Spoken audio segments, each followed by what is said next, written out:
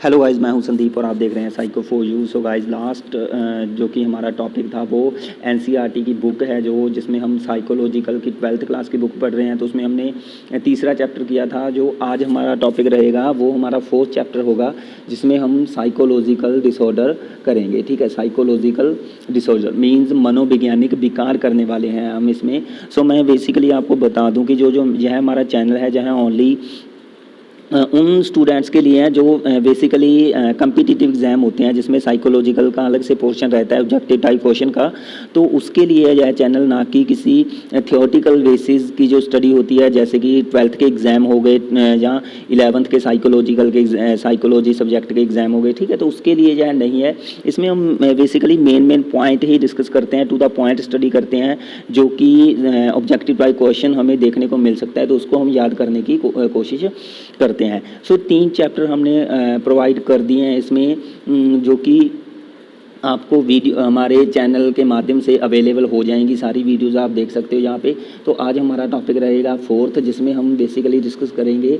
सो हमारे पास इंट्रोडक्शन में देख सकते हो आप, कॉन्सेप्ट है जो कि एबनॉर्मेलिटी का, उसको डिस्कस करेंगे हम। साइकोलॉजिकल डिसऑर्डर होते हैं, ठीक है, जहाँ उसकी क्या क्लासिफिकेशन है, उसके क्या फैक्टर हैं, ठीक है, जो हमारा एबनॉर्मल बिहेवियर होता है, ठीक है, तो इसको किस नज़रिए से देखा जाता है, समाज के लोग इसको किस नज़रिए से देखते हैं, वैज्ञानिक होते हैं जो साइकोलॉजिस्ट होते हैं वो किस नज़रिए से देखते हैं, तो वो हम डिस्कस करेंगे।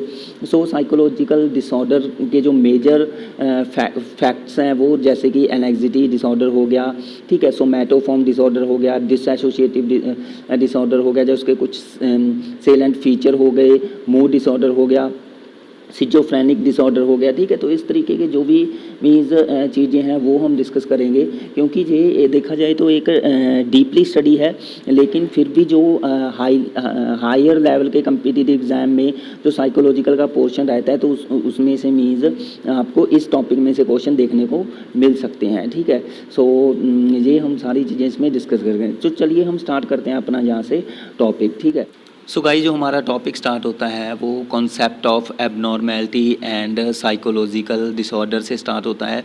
तो इसमें हमारे पास कह रहे हैं, although many definitions of abnormality have been used over the years, none has won universal acceptance, still most definition have certain common features often called the 4DS, जिसमें हमारे पास deviance, distress, dysfunction and danger हो गया। तो वही इन्होंने ये कहा है कि बहुत सारी डेफिनेशंस हैं जो एबनॉर्मेलिटी से रिलेटेड हमारे पास आई हैं बहुत से वर्षों में अलग अलग डेफिनेशन निकल के सामने आई है, लेकिन किसी भी डेफिनेशन को एक यूनिवर्सल एक्सेप्टेंस नहीं मिली है। लेकिन फिर भी हम इस किसको एबनॉर्मल मान सकते हैं, तो हमारे पास कुछ 4 इन्होंने लक्षण दिए हैं, जिसको DS में क्या किया है, DS का नाम दिया है 4DS। ठीक है, तो ये 4DS आप याद रखोगे। तो वो 4DS में हमारे पास कौन कौन से आते हैं लक्षण, तो यहाँ पे कह रहे हैं डेविएंस हो गया, डिस्ट्रेस, डिसफंक्शन एंड डेंजर, तो ये हमारे पास आते हैं। ठीक है, दैट इज़ साइकोलॉजिकल डिसऑर्डर। तो ये हमारे पास मनोवैज्ञानिक विकार ही हैं, और इन्हीं मनोवैज्ञानिक विकार जो मीन्स ये चारों विकार जिसमें आते हैं, उस व्यक्ति को हम एक एबनॉर्मल केस बोल सकते हैं। ठीक है, मीन्स इनके अकॉर्डिंग। तो ये कह रहे हैं जैसे कि कोई डेविएंट व्यक्ति है जिसमें अलग अलग क्या हो, जो कि डिफरेंट होता है, एक्सट्रीम होता है, अनयूजुअल हो सकता है और विजेयर हो सकता है। ऐसे ही अगर मैं बात करूँ डिस्ट्रेंसिंग की, डिस्ट्रेंसिंग में जैसे कि अनप्लेजेंट व्यक्ति हो सकता है, अपसेट हो सकता है। ठीक है, पर्सन दूसरों के लिए अपसेट हो सकता है, तो ये चीज़ें एबनॉर्मल में आ सकती हैं। ऐसे ही डिसफंक्शनल की बात करें तो वह किस तरीके की एक्टिविटी करता है, किस तरीके का व्यवहार करता है। ठीक है, सो डिसफंक्शन में जैसे कि इन्होंने कहा है, interfering with the person ability to carry out daily activity in construct, means जिनको अपने रोजाना के कार्य में कुछ ना कुछ बाधा महसूस होती है। ठीक है, जहाँ जो भी वह अलग अलग क्रियाओं को करता है, तो उसमें मीन्स उसको रुकावटें आती हैं, तो वो भी एक क्या हो सकता है, एबनॉर्मल हो सकता है। और ऐसे ही अगर मैं बात करूँ डेंजर की, ठीक है, तो डेंजर्स में भी हमारे पास कह रहे हैं टू द पर्सन और इट अदर, कि कोई भी व्यक्ति जो दूसरों के लिए क्या हो सकता है, खतरा हो सकता है, तो वह भी एबनॉर्मल में ही आता है। ठीक है गाइज, तो ये आपने अब याद रखने हैं। जो हमारे पास 4D आया है तो ये मीन्स किससे रिलेटेड है, 4D हमारे पास रिलेटेड है डेविएंस, डिस्ट्रेस, डिसफंक्शन एंड डेंजर से। तो इसको आप अपनी कॉपी पे नोट कर लो, ये क्वेश्चन आपको देखने को मिल सकता है। आगे नेक्स्ट पैराग्राफ में हम देख लेते हैं क्या कह रहे हैं। कह रहे हैं this definition is a useful starting point from which we can explore psychological abnormality since the word abnormal literally means away from the normal.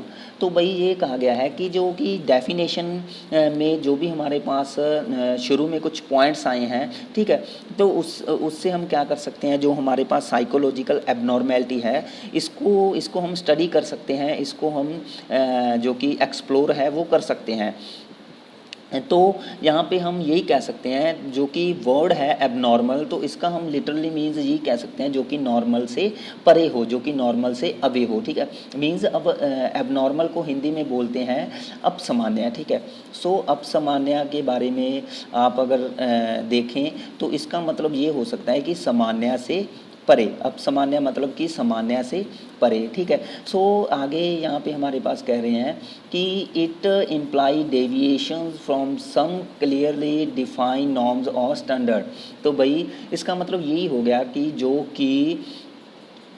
जो कि स्टैंडर्ड्स होते हैं या नियम होते हैं या मानदंड होते हैं, ठीक है, जो उससे हटकर मीन्स कोई ना कोई एक्टिविटी करता है, कार्य करता है, तो उस व्यक्ति को हम क्या बोल सकते हैं, एक एबनॉर्मल केस बोल सकते हैं उस व्यक्ति को। ठीक है, सो आगे कह रहे हैं in psychology we have no ideal model और even normal model of human behaviour to use as the base for comparison.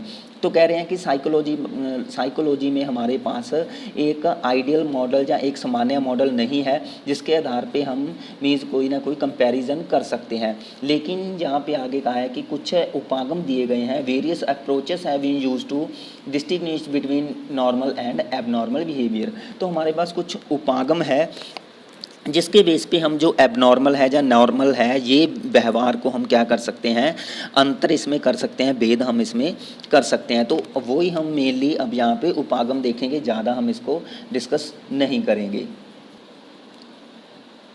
So guys हमारे पास यहाँ पे जो फर्स्ट अप्रोच है तो उसमें क्या दिया गया है देख लेते हैं। तो कह रहे हैं the first approach view abnormal behaviour as deviations from social norm as a deviation from social norms. Many psychologist have stated that abnormal is simply a level that is a given to a behaviour which is deviant from social expectation.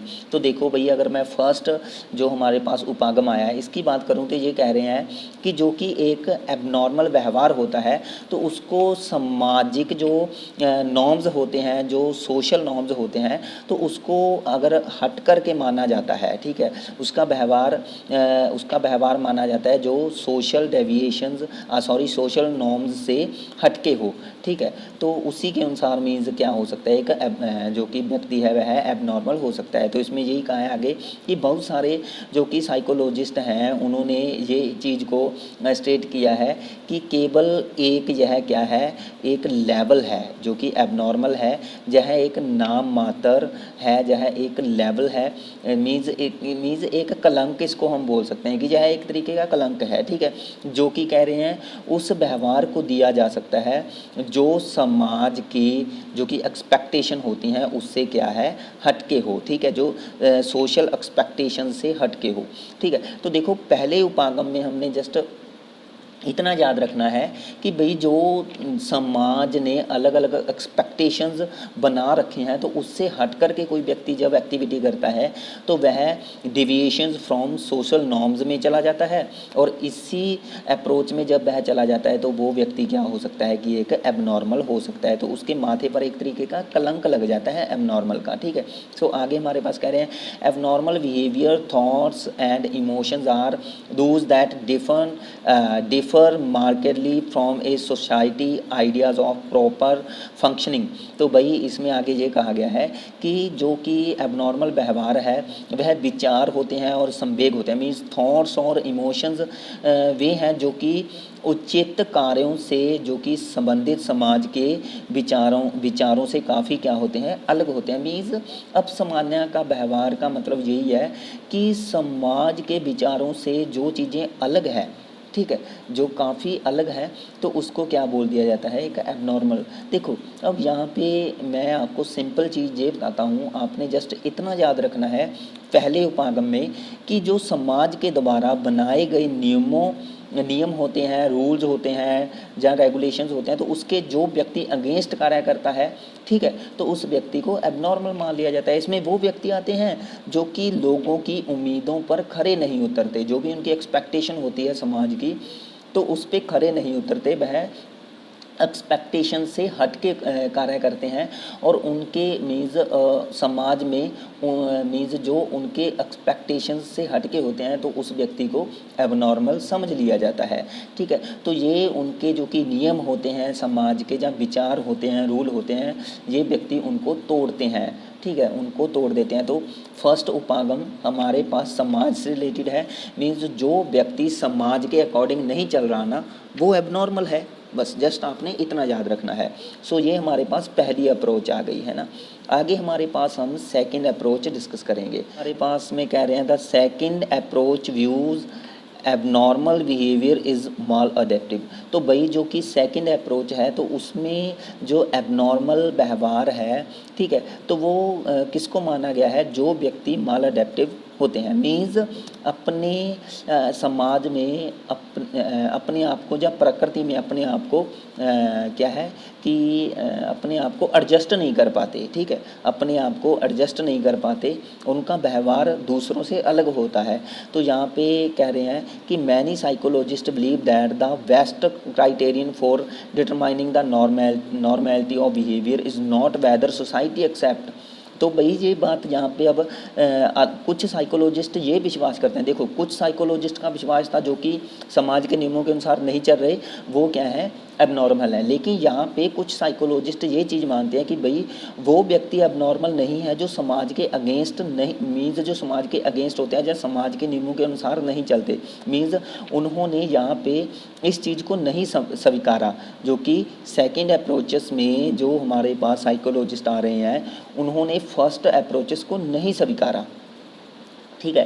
तो देखो यहाँ पे यही कहा गया है ना, not whether society accept, लेकिन फिर किस चीज़ को उन्होंने स्वीकारा है, तो कह रहे हैं it but whether it fosters the well being of the individual and eventually to the group eventually of the group to which she or he belongs. तो भाई इसमें मीन्स जो व्यक्ति, इसमें कहा है कि इसमें वे व्यक्ति अब नॉर्मल आते हैं जो व्यक्ति अपने कल्याण के लिए मीन्स कुछ ना कुछ, मीन्स अपने कल्याण के लिए कुछ भी नहीं कर सकते, अपनी आवश्यकताओं को पूरा करने के लिए, अपने भले के लिए वह कुछ नहीं कर सकते।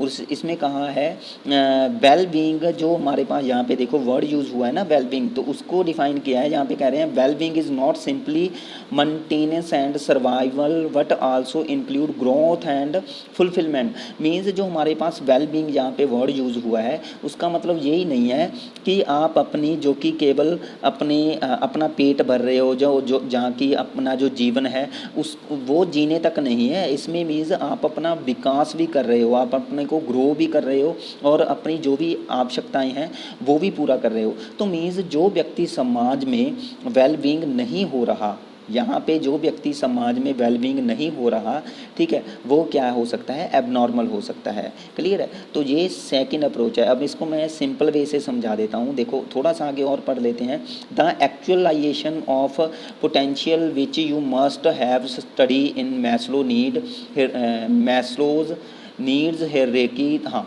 थ्योरी। तो भाई मीन्स जो बेस्ट थिंग है वो आप यहाँ पे देख सकते हो। ये चीज़ आपने स्टडी की होगी कि मैस्लो का जो कि नीड्स हायरार्की का कॉन्सेप्ट है वो आपने पढ़ा होगा, जिसमें 5 आवश्यकताएं हैं, ठीक है, जो कि सीरीज़ वाइज चलती है, ठीक है। तो उन 5 आवश्यकताओं को वेलबींग का नाम दिया गया है, ठीक है। मीन्स वो 5 आवश्यकताएं अगर व्यक्ति पूरा कर रहा है तो वो नॉर्मल है। अगर जो भी आवश्यकताएं व्यक्ति पूरा नहीं कर रहा, ठीक है, मैस्लो की थ्योरी के अकॉर्डिंग जो आवश्यकताएं आ रही हैं, तो अगर व्यक्ति पूरा नहीं कर रहा वो क्या है, एबनॉर्मल है। होप के यहाँ पे आप एबनॉर्मल की डेफिनेशंस सेकंड अप्रोच में समझ गए होंगे। देखो फर्स्ट अप्रोच में जस्ट हमने इतना पढ़ा कि समाज के द्वारा बनाए गए नियमों को अगर कोई व्यक्ति नहीं मानता, उसके अगेंस्ट कार्य करता है, तो उसको एबनॉर्मल मान लिया जाता है, ठीक है। वह व्यक्ति समाज की जो कि उम्मीदें होती हैं उन पे खरा नहीं उतरता, उसको एबनॉर्मल मान दिया जाता है। लेकिन सेकंड अप्रोच में जो एक माल अडेप्टिव व्यक्ति होता है, अब माल अडेप्टिव का मतलब जो अपनी वेलबींग है उसको पूरा नहीं कर पाता। अब वेलबींग में हमारे पास काफ़ी चीज़ें दी गई हैं, जैसे कि मैस्लो के अकॉर्डिंग जो सभी आवश्यकताएँ हैं उसको पूरा करना एक वेलबींग है, ठीक है। तो सिंपल सी बात है। अब सेकेंड अप्रोच में एबनॉर्मल की डेफिनेशन आप इतनी याद रखोगे कि भाई जो लोग अपने जीवन में आवश्यकताओं को पूरा नहीं कर सकते, ठीक है, उनको किसी न किसी अपने शारीरिक रूप से कष्ट होता है, या कोई बाधा उत्पन्न होती है, या उनका दिमाग काम नहीं करता, इसी की वजह से वह अपने आप को ग्रो नहीं कर रहे हैं, विकास नहीं हो रहा है, उनकी संतुष्टि नहीं हो रही है, ठीक है, उनकी शारीरिक आवश्यकताएँ पूरी नहीं हो रही है किसी भी वे से, चाहे वह कोई भी रीज़न हो, ठीक है, तो फिर वह क्या हो सकता है कि वह अपसामान्य में आ सकता है।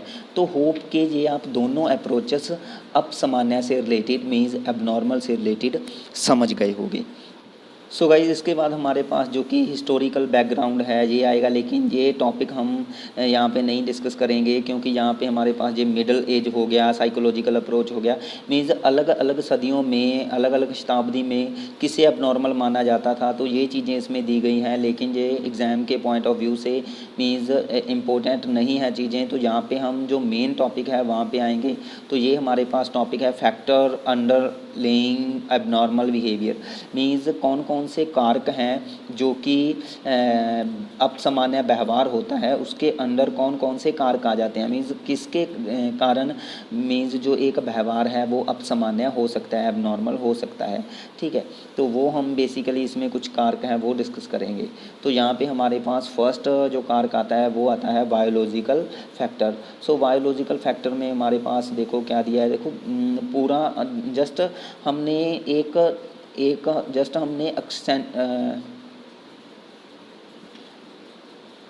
सो गाइस जस्ट हमने एक मेन पॉइंट यहाँ पे समझना है कि बायोलॉजिकल फैक्टर होते क्या हैं।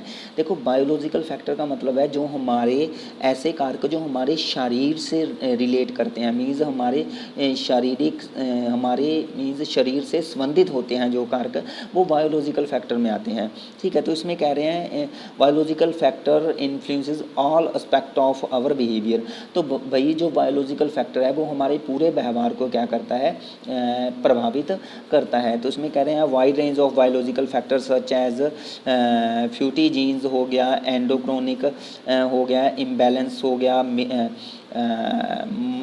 माल न्यूट्रिशन हो गया, इंजरी हो गया, ठीक है।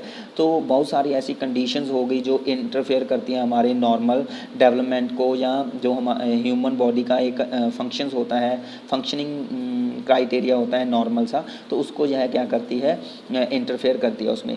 तो भाई बायोलॉजिकल फैक्टर का मतलब अपने यही है कि जो हमारे शरीर में अलग अलग तरह के कुछ दोषपूर्ण जीन होते हैं, जहाँ हमारा जो कि एंडोक्रोनिक इम्बैलेंसेस हो जाता है, मीन्स जो हमारा अंतस्रावी ग्रंथियां हैं वो इम्बैलेंस हो जाती हैं, वो संतुलन में नहीं रहती, जो हमें कुपोषण का शिकार हो जाते हैं, जहाँ कई बार इंजरी हो जाती है, जहाँ हम कह सकते हैं कि जो हमारा जो एक मानव का शरीर है, ठीक है, वह अच्छे तरीके से कार्य नहीं करता, विकास नहीं करता। तो मीन्स ये सारी चीज़ें अब हमें किसकी ओर ले जाती है, ये एबनॉर्मल बिहेवियर की ओर ले जाती हैं। तो यहाँ पे आप कह सकते हैं दिस फैक्टर में be potential cause of abnormal behaviour, ठीक है। तो इसी फैक्टर्स के कारण मीन्स क्या है, हम एबनॉर्मल बिहेवियर का हमारी बॉडी में कारण बन जाता है। ठीक है, सो फर्स्ट हमारे पास आया है बायोलॉजिकल फैक्टर। सेकंड हम देख लेते हैं। सो सेकंड हमारे पास है जेनेटिक फैक्टर। सो जेनेटिक फैक्टर में हमारे पास क्या कह रहे हैं, सो गाइज इसमें कहा गया है genetic factor have been linked to mood disorder, schizophrenia, mental retardation and other psychological disorder. तो भाई इसका संबंध किससे है, इसमें जो हमारे पास हमारा जो मूड डिसऑर्डर आ गया कि हमारा जो माइंड है, हमारा जो मूड है, उसमें कुछ ना कुछ विकार पाया जाता है, ऐसे ही सिजोफ्रेनिया हो गया। तो इन सारी चीज़ों के बारे में मैं डिटेल से आपको बता दूंगा कि भाई सिजोफ्रेनिया क्या होता है। मेंटल रिटार्डेशन मीन्स कुछ मानसिक विकार होते हैं, और साइकोलॉजिकल मीन्स मनोविज्ञानिक जो विकार होते हैं, तो वो सारे किस में आते हैं, जेनेटिक फैक्टर्स में आते हैं। ठीक है, लेकिन आगे इसमें कहा है research have not however been able to identify the specific genes that are the culprits. तो भाई ये कहा गया है कि अभी तक जो भी मनोवैज्ञानिक हैं उन्होंने इस चीज़ पर रिसर्च नहीं की है कि कौन कौन से ऐसे बेसिकली जीन होते हैं जिनकी वजह से मीन्स ये सारी चीज़ें आती हैं, जैसे कि किस जीन के कारण किसी व्यक्ति का जो मूड है वो मीन्स उसमें कुछ ना कुछ विकार आ जाते हैं, जहाँ उसमें सिजोफ्रेनिया लक्षण आ जाता है, जहाँ उसके जो माइंड है, ठीक है, वह अच्छे तरीके से काम नहीं करता, तो मेंटल रिटार्डेशन हो जाता है ना। तो मीन्स ये कुछ ऐसे मीन्स जो बेसिकली मेन जीन है उनके बारे में अभी नहीं पता चला है, मीन्स कौन कौन से जीन किस बीमारी का कारण बनते हैं। ठीक है, सभी के बारे में नहीं पता, ये चीज़ इन्होंने कही गई है। तो जस्ट जेनेटिक फैक्टर का संबंध किससे है, ये चीज़ आपने याद रखनी है, ये क्वेश्चन में पूछा जा सकता है। तो जेनेटिक फैक्टर में हमारे पास जस्ट ये चार चीज़ें आपने यहाँ पे याद रखनी है कि किसके साथ लिंक करता है जेनेटिक फैक्टर। तो ये हमारे पास मूड डिसऑर्डर हो गया, सिजोफ्रेनिया हो गया, मेंटल रिटार्डेशन हो गया, ठीक है, और कुछ अदर साइकोलॉजिकल डिसऑर्डर हो गए, ठीक है, जो कि जीन से रिलेटेड होते हैं। तो ऐसे हमारे पास यहाँ पे कह रहे हैं कि बहुत सारे साइकोलॉजिकल मॉडल्स हैं जिन्होंने एक्सप्लेन किया है किसको, मेंटल डिसऑर्डर को। तो आप यहाँ पे देख सकते हो कि there are several psychological models which provide a psychological explanation of mental means एक मेंटल डिसऑर्डर से रिलेटेड अलग अलग मनोवैज्ञानिक जो डेफिनेशंस हैं उनको प्रोवाइड किया है। तो हमारे पास मैं कुछ आपको उनके नाम बता देता हूँ। तो बेसिकली पहला नाम तो आपने याद रखना है फ्राइड, ठीक है। सो फ्राइड ने आपको पता है कि विकारों के बारे में बताया है। ऐसे ही हमारे बस मेन तो आपने एक फ्राइड ही याद रखना है जिसने इड, ईगो, सुपर ईगो के बारे में बताया था। तो ये भी एक तरीके का मीन्स व्यवहार होते हैं जिसमें एक अच्छा व्यवहार भी आता है, बुरा व्यवहार भी आता है ना। तो ये सारी चीज़ें आपने याद रखनी है फ्राइड से रिलेटेड। ऐसे ही व्यवहारात्मक मॉडल की बात करें तो व्यवहारात्मक मॉडल में जो हमारे पास कंडीशनिंग होती है उससे रिलेटेड कुछ ना कुछ चीज़ें बताई हैं। वो हमारे पास पैब्लो हो गए, जहाँ BF स्किनर हो गए, है ना। तो उन्होंने व्यवहारात्मक मॉडल लिए थे, ठीक है। तो बिहेवियर मॉडल में व्यवहारों को बताया है, पैब्लो हो गए, BF स्किनर हो गए, जहाँ बंडूरा हो गया, ठीक है। तो ये सारी चीज़ें आपने यहाँ पे आप देख सकते हो। क्लासिकल कंडीशनिंग लिखा है ना, ऑपरेंट कंडीशनिंग लिखा है, सोशल लर्निंग लिखा है बंडूरा का, जिसमें इमिटेटिंग किया जाता है व्यवहार को। तो जो लर्निंग की थ्योरी है ये उनसे रिलेटेड आया है, लेकिन है तो व्यवहार से रिलेटेड ही, उसमें भी व्यवहारों को सीखा जाता है, ठीक है। आगे कुछ हमारे पास यहाँ पे कॉग्निटिव मॉडल है। तो कॉग्निटिव मॉडल से रिलेटेड आपने प्याजे याद रखना है, ठीक है। तो मीन्स ये कुछ अलग अलग साइकोलॉजिस्ट हुए हैं जिन्होंने व्यवहारों को अलग अलग तरीके से बताया है। ऐसे ही आगे हमारे पास यहाँ पे ह्यूमन एग्जिस्टेंशियल मॉडल कहा गया है। तो ह्यूमन एग्जिस्टेंशियल मॉडल मीन्स मानवतावादी, ठीक है। तो मॉडल है जो, तो इसमें हमारे पास मैस्लो हो गई, ये आपने याद रखना है, ठीक है। तो मानवतावादी में मैस्लो आपने याद रखना है, ठीक है। तो ये कुछ चीज़ें हमारे पास किससे रिलेटेड है। आगे आगे भी कुछ दिया है, वो भी मैं आपको दिखा देता हूँ। सोशियो कल्चरल मॉडल दिया है, ठीक है। सो सामाजिक संस्कृति का सिद्धांत, ये आपको पता है किसने दिया था। विगोस्की के बारे में भी आप पढ़ चुके हो, इसको भी आप जानते हो, विगोस्की, ठीक है। सो सोशल कल्चरल मॉडल, तो ये कुछ मीन्स अलग अलग साइकोलॉजिस्ट लिए हैं जिन्होंने अलग अलग वे से मीन्स किसी ने सोशल कल्चरल मॉडल दे दिया, किसी ने बिहेवियरल मॉडल दे दिया, किसी ने कॉग्निटिव मॉडल दे दिया, किसी ने ह्यूमनिस्टिक एक्सटेंशियल मॉडल दे दिया, ठीक है। जहाँ हमारे पास फ्राइड है जिन्होंने इड, ईगो, सुपर ईगो का मीन्स बारे में बताया था। है ना। तो ये सारी चीज़ें में ये कुछ साइकोलॉजिस्ट हैं जिन्होंने मनोविज्ञान में कुछ मॉडल दिए हैं व्यवहारों को समझाने के लिए, मीन्स किस तरीके का व्यवहार करते हैं। तो इसमें हम मीन्स व्यवहारों को ही स्टडी करते हैं, इसलिए यहाँ पे ये चीज़ें आई हैं हमारे पास इस टॉपिक में।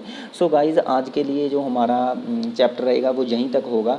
आगे हम इसमें और बहुत कुछ चीज़ें डिस्कस करेंगे।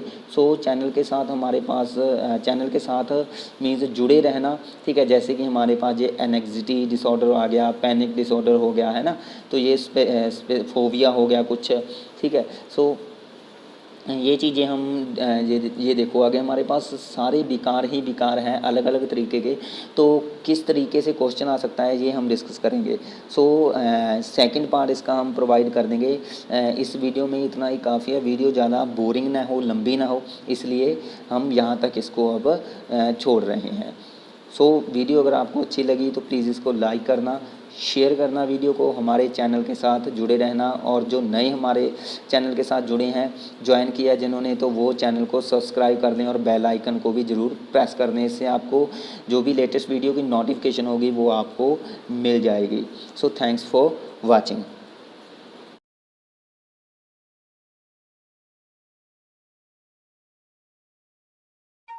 Click on the give icon to subscribe us. Please subscribe us for more updates. Click on the give icon to subscribe us.